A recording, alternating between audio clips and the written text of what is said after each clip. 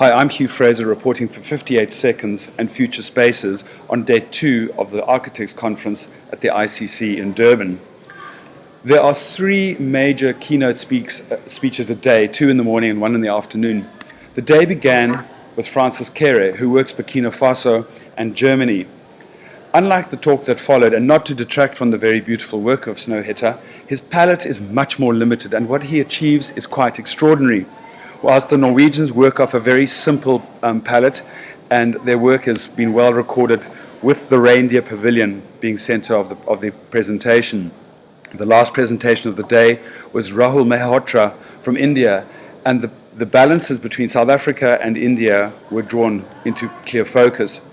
Off-site, there were a number of activities: the students playing on the street, exhibitions at Rivertown, where students acted out famous buildings, and the sheer volume of the exhibition of buildings by the Germans and other international countries was quite extraordinary.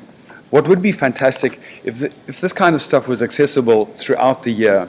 I must say Durban has really come out in full bloom for this activity. Over the road from the ICC is a rooftop garden which draws attention to vegetable growing in the city.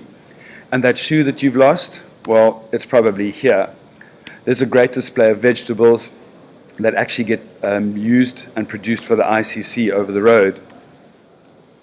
And lunch was enjoyed by many of the delegates.